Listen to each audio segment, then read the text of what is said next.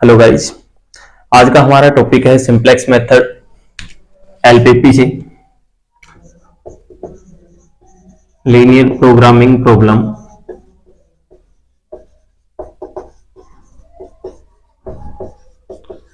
और इसके अंदर जो सबसे इंपॉर्टेंट टॉपिक है वो है सिंप्लेक्स मेथड।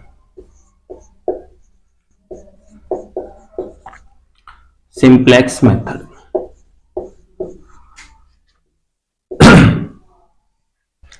ये टॉपिक हमारा बहुत इंपॉर्टेंट है। जो सेमेस्टर वाले हैं, सेमेस्टर वाले के अंदर जो आपके पास क्वेश्चंस आते हैं, इंटीग्रेटेड वाले जो बच्चे हैं उनके साथ में, उनमें भी, उनके एग्जाम में भी ये पेपर क्वेश्चन आता है। और देखिए, जो सिंप्लेक्स मेथड है वो थोड़े से लेंथी जरूर है, लेकिन ये बहुत इंपॉर्टेंट है आपके एग्जाम के पॉइंट ऑफ व्यू से। आपको अच्छे मार्क्स दिलाते हैं, यानी कि बड़े क्वेश्चंस आपको यहाँ पे मिलते हैं। यहाँ पे आज की वीडियो जो है थोड़ी सी बड़ी जरूर होने वाली है, लेकिन आप एंड तक यदि इस वीडियो को देखते हो तो आपको एक ही क्वेश्चन में सारे कॉन्सेप्ट क्लियर हो जाएंगे। आपको बहुत ज्यादा क्वेश्चंस ट्राई करने की जरूरत नहीं पड़ेगी। आप 2 से 4 क्वेश्चंस ट्राई करोगे तो आपको सिंप्लेक्स मेथड आसानी से आ जाएगा। ठीक है, तो आज जो है हमारी थोड़ी वीडियो लेंथी तो होने वाली है, लेकिन आपको बहुत ही नॉलेजफुल होने वाली है आपके लिए, और आपके एग्जाम के पॉइंट ऑफ व्यू से बहुत ही इंपॉर्टेंट टॉपिक है सिंप्लेक्स मेथड। सिंप्लेक्स मेथड होता क्या है? Simplex method to solve LPP, to solve LPP, यानी कि एलपीपी को सोल्व करने के लिए, इसी को बोलते हो आप एलपीपी, है ना। एलपीपी एलपीपी को जो सोल्व करने के लिए आपके पास एक मेथड होता है, उसी को क्या कहते हैं? सिंप्लेक्स मेथड होता है। ठीक है, सिंप्लेक्स मेथड। ओके, एलपीपी को सोल्व करने के लिए, एलपीपी को सोल्व करना मतलब कि आपके पास वहां से ऑप्टिमल सॉल्यूशन यानी कि इष्टतम हल निकालना। क्या काम करता है? इष्टतम हल निकालना। तो हम जो है इसके ऊपर इसके बेस पे एक क्वेश्चन कर रहे हैं। तो सबसे पहले तो आपको थोड़ा सा सिंप्लेक्स मेथड का बारे में बता देता हूं कि सिंप्लेक्स मेथड को सोल्व करने से पहले जो ये अपनी एलपीपी होती है उसको एक स्टैंडर्ड फॉर्म में चेंज किया जाता है। उस स्टैंडर्ड फॉर्म को किस तरह से बनाते हैं वो देख लीजिए। ठीक है, तो आज की वीडियो हम स्टार्ट करते हैं सिंप्लेक्स मेथड में।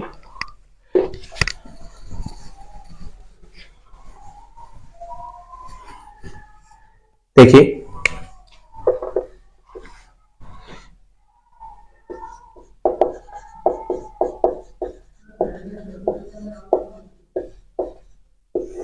इसके सबसे पहला पॉइंट है कि एलपीपी को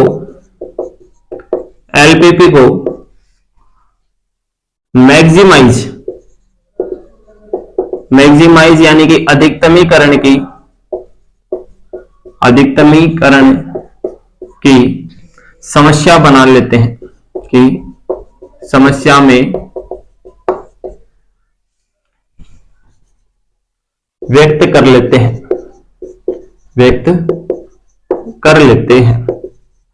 ठीक है, सबसे पहला काम ये होता है। और यदि आपको ऑब्जेक्टिव फंक्शन या उद्देश्य फलन, जिसको आप जेड से डिनोट करते हो, निम्नतमीकरण का है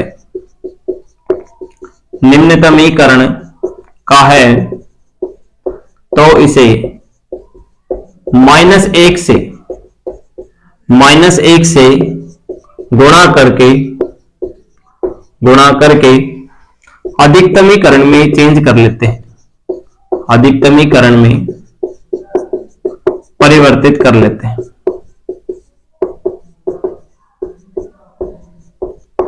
ठीक है, तो सबसे पहला काम होता है अपना जो ऑब्जेक्टिव फंक्शन यानी कि उद्देश्य फलन है उसको मैक्सिमाइज में रखना। ठीक है, यानी कि आपको मैक्सिमाइज लिख करके आना है। यदि निम्नतमीकरण का है तो आप उसको क्या कर लेंगे?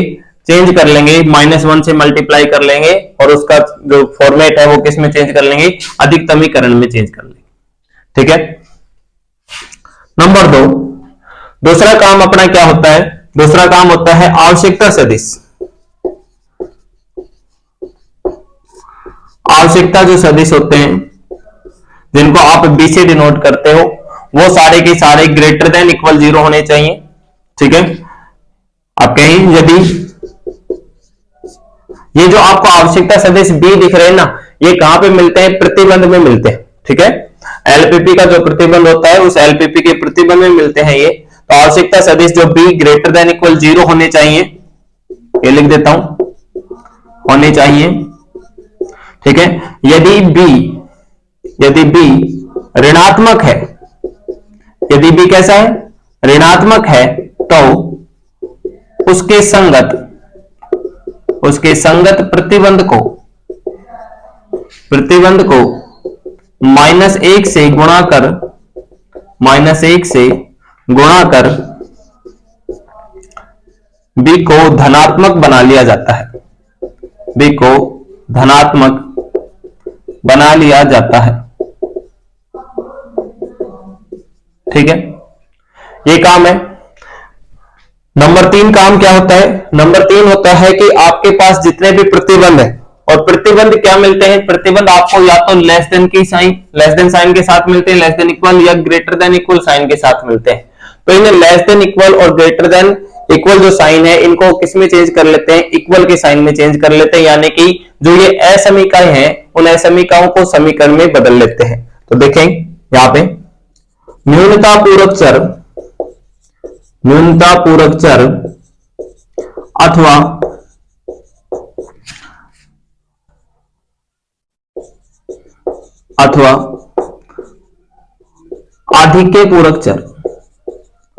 अथवा आधिक्य पूरक चर की सहायता से, जहां पे जैसी रिक्वायरमेंट होगी, न्यूनता पूरक चर की रिक्वायरमेंट है तो न्यूनता पूरक चर, आधिक्य पूरक चर की रिक्वायरमेंट है तो आधिक्य पूरक चर।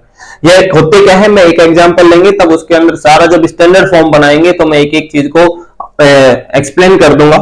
तो देखिए, न्यूनता पूरक चर अथवा आधिक्य पूरक चर की सहायता से सभी असमीकाओं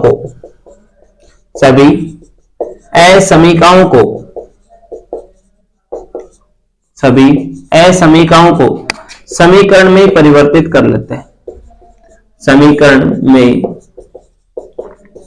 परिवर्तित कर लेते हैं।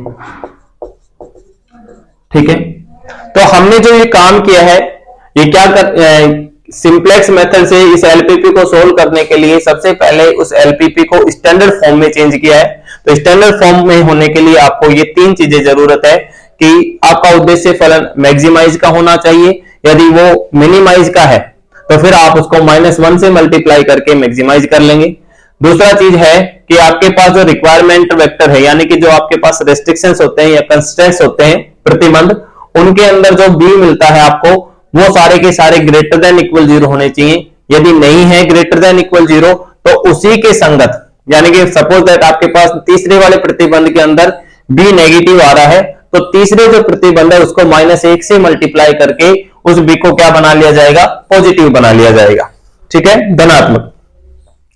नंबर 3 काम क्या है कि आपका जो न्यूनता पूरक चर है और आधिक्य पूरक चर है उनकी हेल्प लेकर के आप जो असमीकाएं हैं, असमीकाएं मतलब कि जो प्रतिबंध में असमीकाएं बनती है, उन असमीकाओं को किसमें चेंज कर लेंगे? समीकरणों में परिवर्तित कर लेते हैं। ठीक है, आई होप आपको समझ में आया होगा इतना सब कुछ। अब आगे चलते हैं और मैं एक क्वेश्चन लेता हूं और उसका एलपीपी सोल्व करेंगे सिंप्लेक्स मेथड से।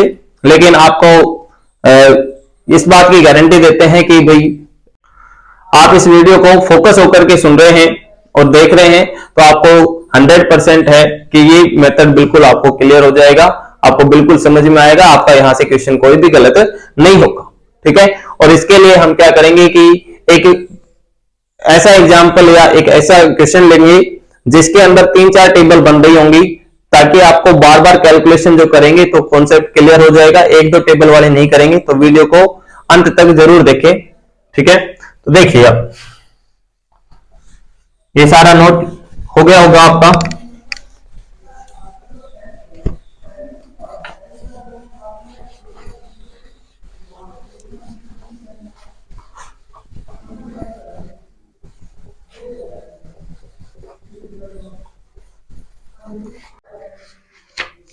देखिए गाइस, एग्जांपल नंबर 5, ये मैं इसलिए सिलेक्ट कर रहा हूं क्योंकि यहाँ पे ये मिनिमाइज का क्वेश्चन है, ठीक है।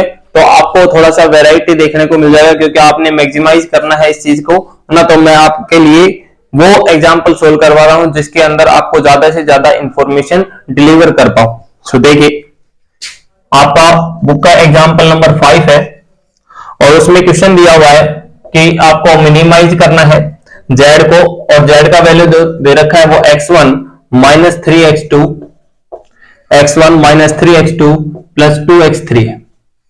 और जो प्रतिबंध है, प्रतिबंध बोलते हो या फिर आप कंस्टेंट्स बोलते हो, सच दैट से भी डिनोट करते हैं इसको, such that 3x1 minus x2 plus 3x3 is less than equal 7।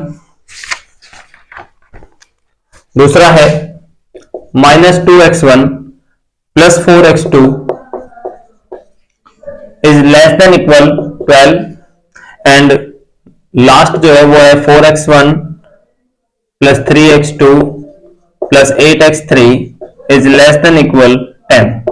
और साथ के साथ जो नॉन नेगेटिव रेस्ट्रिक्शंस यानी कि ऋणात्मक प्रतिबंध, उसके बारे में कहा गया है कि x1, x2 और x3 ये सारे ग्रेटर देन इक्वल 0 होते हैं, ठीक है।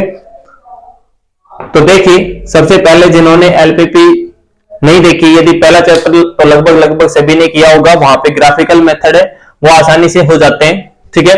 मैं बता देता हूं, लेकिन फिर भी जो आपके पास ये जो z होता है, इसको आप उद्देश्य फलन कहते हैं या ऑब्जेक्टिव फंक्शन कहते हैं, ठीक है। और जो ये आपके पास प्रतिबंध लिखे हुए हैं, इनको कंस्टेंट कहता हूं, इनको कहते हैं कंस्टेंट्स या फिर प्रतिबंध, कंस्टेंट्स या प्रतिबंध। और जो आपको ये दिख रहे हैं, इनको कहा जाता है ऋणात्मक प्रतिबंध, इनको कहते हैं ऋणात्मक प्रतिबंध, ठीक है। या फिर आप इंग्लिश में बोलें तो नॉन नेगेटिव कंस्टेंट्स, ठीक है। तो ये आपके पास नॉन नेगेटिव रेस्ट्रिक्शंस होते हैं या कंस्टेंट्स होते हैं, ये आपके पास कंस्टेंट्स होते हैं, और ये क्या होता है, उद्देश्य फलन या ऑब्जेक्टिव फंक्शन होता है। तो सबसे पहले आप इसका स्टैंडर्ड फॉर्म चेंज कर लेते हैं। स्टैंडर्ड फॉर्म क्या होता है? Standard form of LPP, standard form of LPP. तो देखिए, सबसे पहले क्या करेंगे, जो ये मिनिमम का क्वेश्चन है, इसको आप किस में चेंज कर लेंगे, मैक्सिमम जेड में चेंज कर लेंगे, ठीक है। और मैक्सिमम जेड में चेंज करने के लिए आपको क्या करना पड़ेगा, इस पूरे को -1 से मल्टीप्लाई करना पड़ेगा। तो यानी कि आपके पास हो जाएगा -x1 और उसके बाद ये हो जाएगा +3x2 और ये हो जाएगा आपका -2x3, ठीक है। तो पहला अपना पॉइंट जो है वो क्लियर हो गया है। दूसरा काम क्या करते हैं कि जो प्रतिबंध दिख रहे हैं आपको, इस प्रतिबंध के अंदर ये जो वेक्टर दिख रहे हैं आपको, ये लेस देन के राइट साइड में जो आपको वेक्टर दिख रहे हैं 7, 12 और 10, इनको कहा जाता है आवश्यकता सदिश। इनको क्या कहते हैं हम?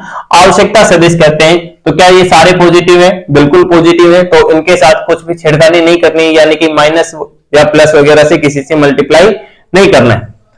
तो सिर्फ आपको ये काम करना है।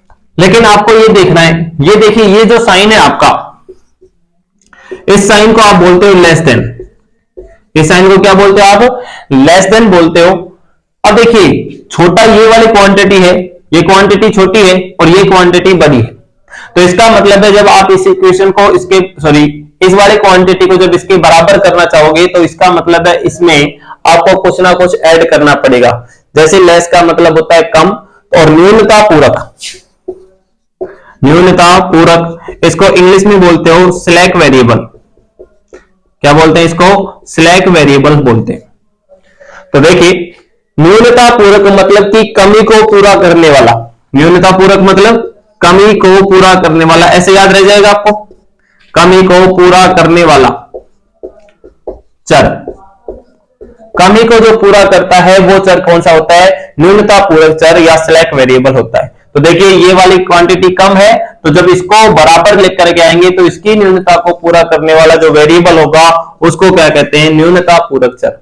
तो देखिए, ये कम है और इसको बराबर करना है इसके, तो इसका मतलब है इसमें x ऐड करना पड़ेगा, आपको वेरिएबल जो है ऐड करना पड़ेगा। तो न्यूनता पूरक जो चर होते हैं ये हमेशा क्या होते हैं?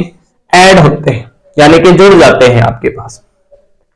दूसरा काम है आधिक्य पूरक चर का, इसको भी समझ लीजिए। आधिक्य पूरक चर, जिसको आप इंग्लिश में बोलते हैं सरप्लस वेरिएबल, सरप्लस वेरिएबल, ठीक है।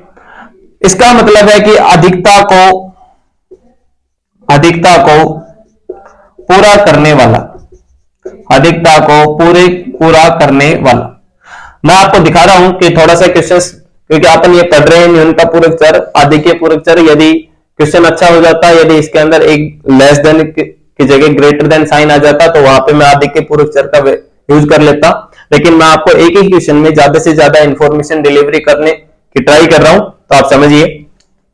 मैं अपनी तरफ से कोई एक कंस्टेंट्स ले लेता हूं। सपोज दैट 3x1 या 3x1 minus 2x2 plus 5x3 is greater than equal 3।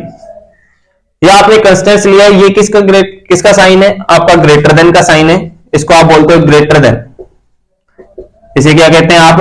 Greater than का साइन कहते हैं। अब देखिए, ये वाली क्वांटिटी बड़ी है और ये वाली क्वांटिटी कैसी है? छोटी क्वांटिटी है। तो जब आप इस क्वांटिटी को इसके बराबर करोगे, तो इसका मतलब जो ज्यादा क्वांटिटी है उसमें से आपको कुछ सब्ट्रैक्ट करना पड़ेगा, यानी कि जो ये अधिकता है, इस अधिकता को इसके बराबर मेंटेन करने के लिए आपको एक वेरिएबल को क्या करना पड़ेगा? सब्ट्रैक्ट करना पड़ेगा। क्योंकि जब आप अधिकता को कम करते हैं, यानी कि अधिकता को इक्वलिटीज में लेकर के आएंगे, तो आपको वेरिएबल को क्या करना पड़ेगा? कम करना पड़ेगा। तो यहां पे जो वेरिएबल यूज होगा, उस वेरिएबल को क्या कहते हैं हम? आधिक्य पूरक चर या सरप्लस वेरिएबल। अंडरस्टूड है? ओके।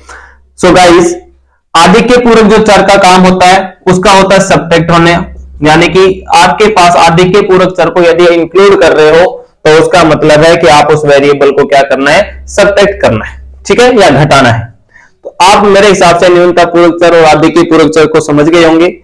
आगे चलते हैं, अब अपने क्वेश्चंस पे वापस से लौट आते हैं।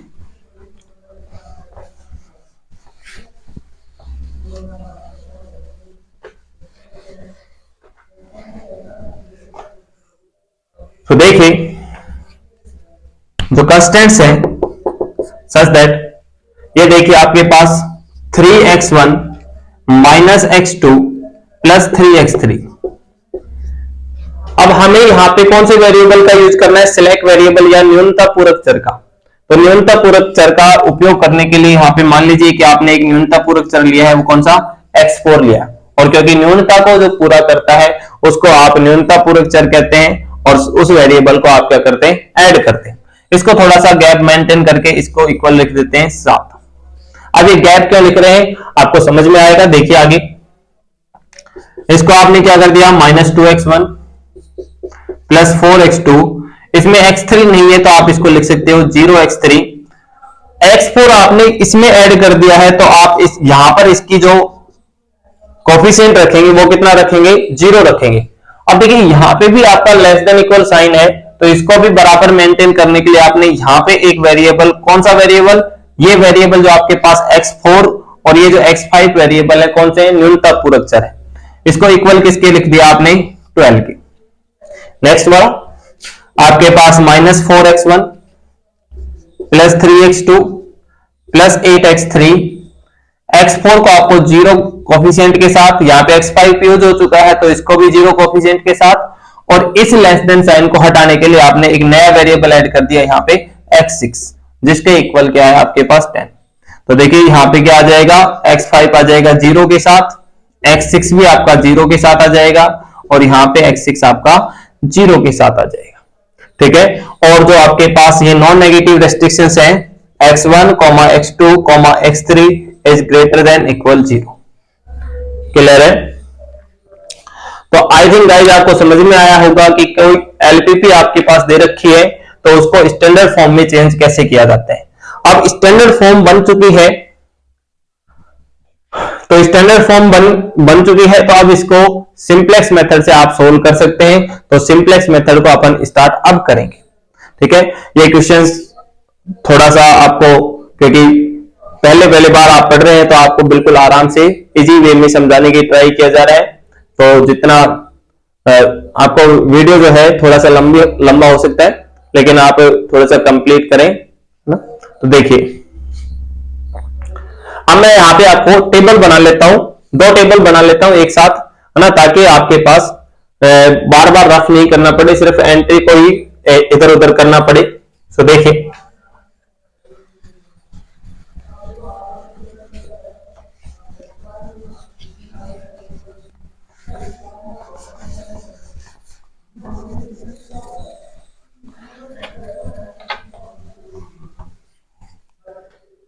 मैं इन इक्वेशंस को लिख देता हूं।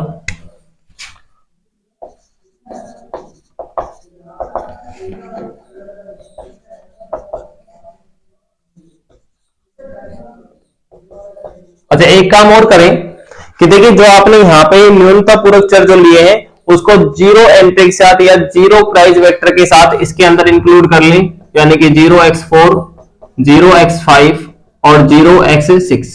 ठीक है, और जो कंस्टेंट्स हैं उनको लिख देता हूं मैं यहां पे, 3x1 minus x2 plus 3x3 plus x4